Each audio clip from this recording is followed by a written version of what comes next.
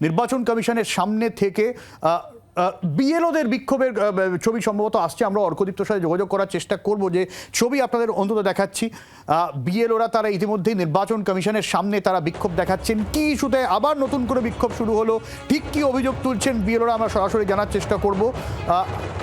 তৃণমূলপন্থী BLO, যেটা আগেও তারা বিক্ষোভ দেখিয়েছেন একাধিক ইস্যুতে, আবারও সেই ইস্যুতে বিক্ষোভ শুরু হয়েছে। এইবারে তাদের কি ঠিক অভিযোগ, আমরা অর্কদীপ্তর সঙ্গে যোগাযোগ করার চেষ্টা করছি। অর্কদীপ্তর কাছে আমরা যাব, তার আগে যে ছবি আমরা অন্তত দেখাচ্ছি, একটু যদি কোনো অ্যাম্বিয়েন্স থাকে, স্লোগান থাকে, যদি তারা করে থাকেন একটু শোনাতে বলবো আমি।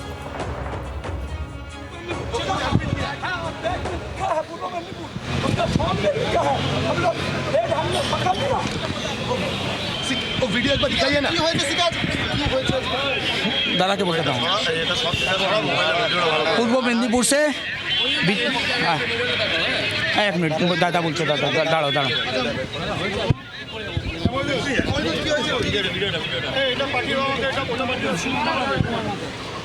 বিএলও অধিকার রক্ষা কমিটির তরফ থেকে অভিযোগ করা হচ্ছে মেদিনীপুর থেকে কোনো একজন ব্যক্তি, জনৈক ব্যক্তি 400 ফর্ম নিয়ে এসেছিল, ফর্ম 6 400 ফর্ম 6 নিয়ে এসেছিল সিও দপ্তরে জমা দিতে, তাকে হাতে নাতে ধরা হয়েছে। এই অভিযোগ বিএলও অধিকার রক্ষা কমিটির। মহিদুল, কি ঘটনা ঘটেছে একটু আমরা এখানে আছি অভিষেক বন্দ্যোপাধ্যায়ের নির্দেশে নজরদারি দেওয়ার জন্য, কারণ আমাদের কাছে ইনপুট আছে। কাল আমাদের নেতা এসেছিলেন এবং তিনি হাতে নাতে ধরেছেন যে ভুয়ো ফর্ম 6 জমা দেওয়ার নাম করে বাইরের রাজ্যের ভুয়ো ভোটার এখানে ফর্ম 6 জমা হচ্ছে। আজকের শুভেন্দু অধিকারী এসেছিল, তিনি বেরিয়ে যাওয়ার পরে তার নির্দেশে পূর্ব মেদিনীপুর জেলার বিজেপির কর্মকর্তা দুটো ব্যাগে করে ফর্ম 6 এনেছে।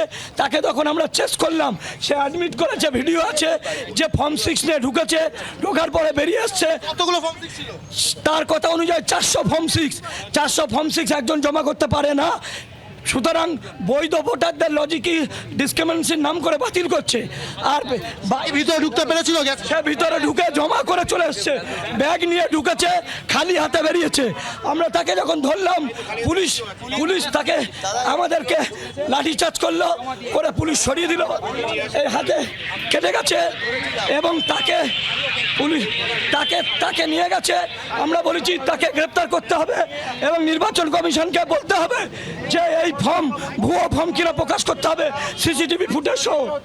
বিস্ফোরক অভিযোগ করা হচ্ছে এখানে বিএলও অধিকার রক্ষা কমিটির তরফ থেকে। তারা বলছেন গতকাল যখন অভিষেক বন্দ্যোপাধ্যায় এসেছিলেন, তারপরে তিনি যে নির্দেশ দিয়েছেন, সেই নির্দেশ মোতাবেক তারা সিও দপ্তরের পাশে ছিলেন নজর রাখার জন্য কেউ ফর্ম 6 নিয়ে ঢুকছে কিনা।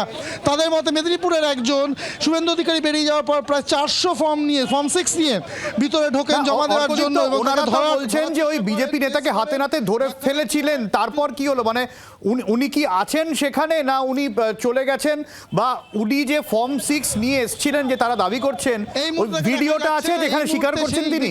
দেখা যাচ্ছে না সব্যসাচী, আমি একটু চেষ্টা করব, আমি চেষ্টা করবো একটু, আমি আবার বিএলও অধিকার রক্ষা কমিটির কাছ থেকেই চেষ্টা করবো জানার।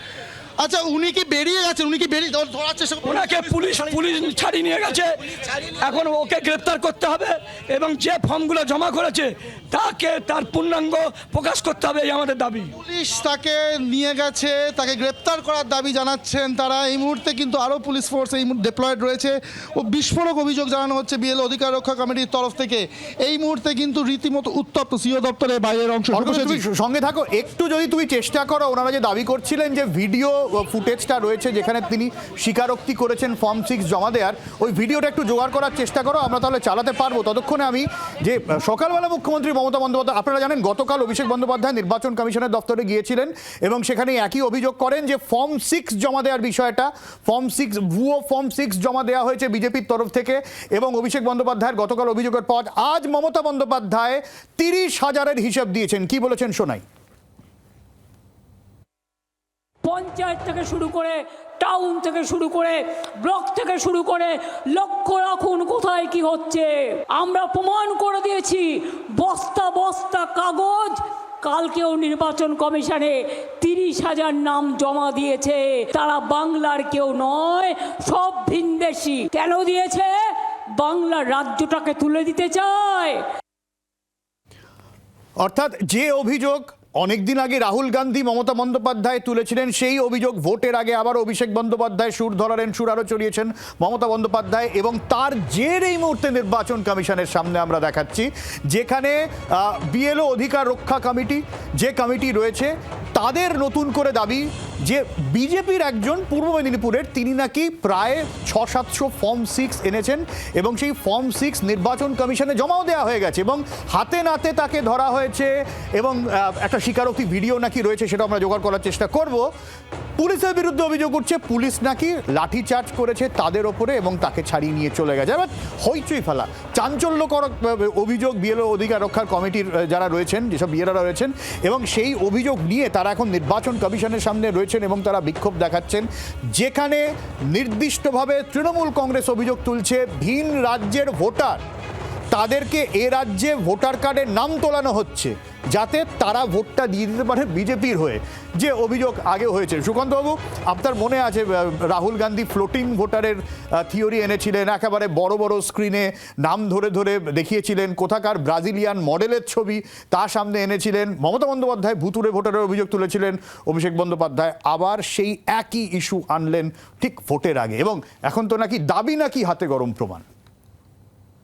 দেখো সব্যসাচী, যে ইলেকশন কমিশনের ডোমেন থেকে মানে মুহূর্তের মধ্যে কিছু নাম কিন্তু মানে একদম ডিলিট করা হয়েছিল বিহারের ক্ষেত্রে, তুমি জানো, সেটা নিয়ে রাহুল গান্ধী অভিযোগ করেছিলেন এবং ডোমেন থেকে সব তথ্য সরিয়ে দেওয়া হয়েছিল। সুতরাং আজকে যে এটা অভিযোগ, বড় অভিযোগ, কারণ ইতিমধ্যেই কিন্তু 4 জন আধিকারিককে সরিয়ে দিয়েছে নির্বাচন কমিশন। কোথাও গিয়ে এই অভিযোগের যদি সত্যতা থাকে তাহলে তোমার বুঝতে হবে উত্তর 24 পরগনার যে 5টি বুথের কথা বলা হচ্ছে, যে 5টি অঞ্চলের কথা, যেখানে এই ভুয়ো ভোটারদের ঢুকিয়ে দিয়ে বা ফর্ম 6 বা বলা হয়েছে রিসিভিং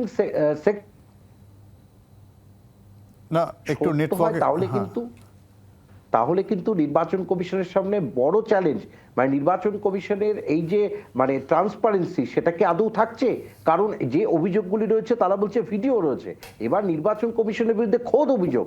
এবং এটা ঘটনা যে এই যে অঞ্চলগুলোতে যে বিহার, উত্তরপ্রদেশ থেকে ভোটার এনে ঢোকানো হচ্ছে, যে অভিযোগ এক সময় মমতা বন্দ্যোপাধ্যায় অনেক আগে থেকে করেছে, এখন আবার জোরালোভাবে করছেন। তাহলে এর কিন্তু ঘটনা যে কোথাও গিয়ে নির্বাচন কমিশন ব্যাকফুটে কিন্তু সব্যসাচী, কারণ এর ফলে কিন্তু একটা কথা মাথায় বিষয়টা কতটা বাস্তবোচিত, মানে যেটা হরিয়ানার ভোটের সময় অভিযোগ উঠেছিল, মহারাষ্ট্রের ভোটের সময় অভিযোগ উঠেছিল, তখন সঞ্জয় রাউত, রাহুল গান্ধী বলেছিলেন বিহারের সময় করা হবে, মমতা বন্দ্যোপাধ্যায় বলেছিলেন বাংলায় করা হবে, সেই অভিযোগ এখন উঠছে।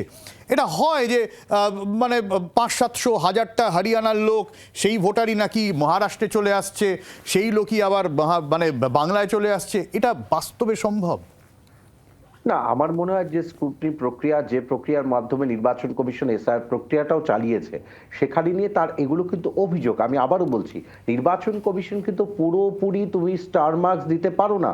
নির্বাচন কমিশনের যে কাজ রয়েছে তা নিয়ে কিন্তু বিস্তর অভিযোগ রয়েছে, এসআইআর প্রক্রিয়া নিয়েও বহু অভিযোগ রয়েছে, যার সরাসরি উত্তর কিন্তু তাদের কাছে নেই। সুতরাং সেই জায়গা থেকে যদি এই ভিডিওর আমি বলেছি না যে এগুলো হতে পারে, কারণ দেখো ফ্লোটিং ভোটার এগুলো নিয়ে বহু তথ্য রয়েছে। এগুলো তুমি যেটা বললে বিহার, উত্তরপ্রদেশে ভোটার এখানে ভোট দিচ্ছে, এরকমও যদি হয়ে থাকে, আমি বলিনি, অভিষেক বন্দ্যোপাধ্যায়ের অভিযোগ। না, আমি বলছি যে অভিষেক বন্দ্যোপাধ্যায় সরাসরি অভিযোগ করছেন, বলছেন ভিডিও রয়েছে, তাহলে সেই প্রমাণগুলি, আমি বলছি না প্রমাণ হয়ে যাবে, কিন্তু প্রমাণ যদি হয়ে থাকে তাহলে কিন্তু এটা নির্বাচন কমিশনের কাছে অত্যন্ত ভয়ানক ব্যাপার। কারণ বাকি ভোটারদের তারা কিভাবে আশ্বস্ত করবে?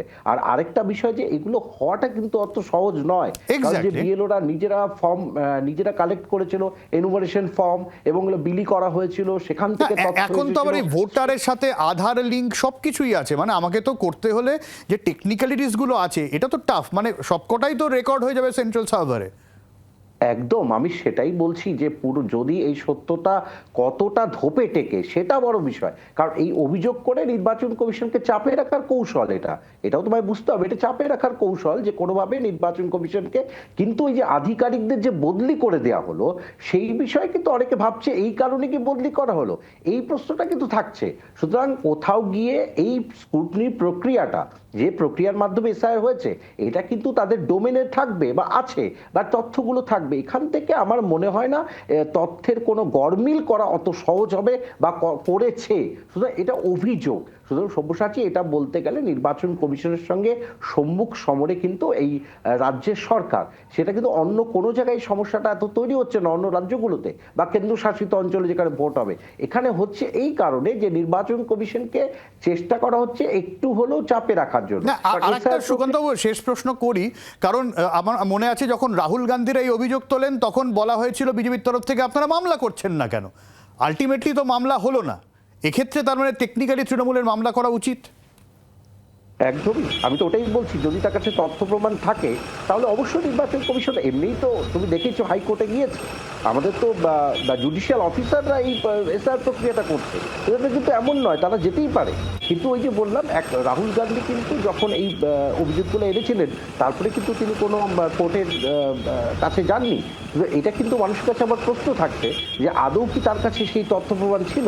কিন্তু এটা কিন্তু ঘটনা, নির্বাচন কমিশনের ডোমেন থেকে কিছু তথ্য মুছে ফেলা হয়েছিল। এটা কিন্তু মানে একটা কয়েক মিনিটের মধ্যে করা হয়েছিল। সেটা বলেছিল যে এটা টেকনিক্যাল ইরোর নির্বাচন কমিশন। এটাই বিষয় যে ইলেকশন কমিশন জায়গাটা পরিষ্কার করতে পারছে না, এসআর প্রক্রিয়াটাকে সুচারুভাবে করতে পারেনি। এর জন্য এই অভিযোগগুলোকে অন্তত কিছু মানুষ দেখছে যেগুলো সত্যতা থাকতে পারে। সম্ভবত একদম, অনেক ধন্যবাদ সুকান্ত বাবু। বাংলার আওয়াজ, বাঙালির আবেগ, জি 24 ঘন্টা।